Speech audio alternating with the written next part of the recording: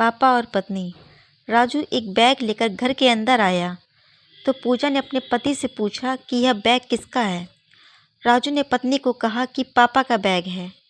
यह सुनते ही पूजा भड़क गई और बोली कि अभी अभी तो तुम्हारे पापा आए थे, 1 हफ्ता भी उन्हें गए नहीं हुआ है और फिर से आ गए। ठीक है, तुम और तुम्हारे पापा रहो, मैं तो जा रही अपने मायके। पूजा ज़ोर ज़ोर से बात करने लगी जिससे आवाज़ बाहर वाले कमरे तक चली जाए और पापा उसकी बात सुन ले और वापस चले जाएं। राजू ने पूजा को धीमे धीमे बोलने का इशारा किया पर पूजा को कोई फ़र्क नहीं पड़ा। उसने चिल्लाते हुए कहा कि मैं रोज़ रोज़ तुम्हारे पापा मम्मी को नहीं खिला पाऊँगी। अगर तुमसे मिलने के लिए वो इतना बेकरार रहते हैं तो तुम ही चले जाया करो उनके घर। जब देखें यहाँ मुंह उठाकर क्यों आ जाते हैं। तभी राजू ने कहा कि मेरे पापा नहीं आए हैं, तुम्हारे पापा आए हैं। तुम्हारे भैया ने उन्हें घर से निकाल दिया है।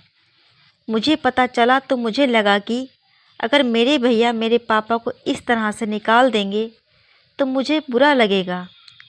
मेरे पापा को भी बहुत दुख होगा कि जिस बच्चे के लिए उन्होंने अपनी सारी खुशियाँ छोड़कर अपने बेटे की खुशी को ही अपनी खुशी माना, आज वो अपने पिता को 2 टाइम का खाना नहीं दे सकता। इसलिए मैंने तुम्हारे पापा को अपने साथ ले आया। बेचारे वो कहाँ भटकते, उनको तो एक ही लड़का है। यह सुनकर पूजा के होश ही उड़ गए। वह दौड़ते हुए बाहर गई पर अब देर हो चुकी थी। पूजा के पापा ने सब बातें सुन ली थीं। उन्हें बहुत दुख हुआ कि बेटी को उन्होंने क्या परवरिश दी थी और वो क्या निकली। बेटा मेरे को घर से निकाल दिया और बेटी अपने ससुर को घर से निकालने में लगी है।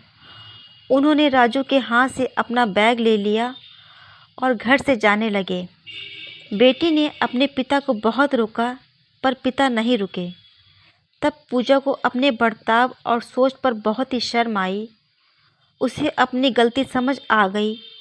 वो जो अपने ससुर के साथ करने की कोशिश कर रही थी वही कर्म पूजा की भाभी ने पूजा के पापा के साथ कर दिया था। तब पूजा ने कसम खाई कि वह लोगों के इस सोच को बदलेगी और वह हर बेटी को बेटी के साथ साथ अच्छी बहू बनने की प्रेरणा देगी। आज की हमारी स्टोरी आपको अच्छी लगी तो प्लीज़ लाइक, सब्सक्राइब, शेयर करना ना भूलें। Thank you.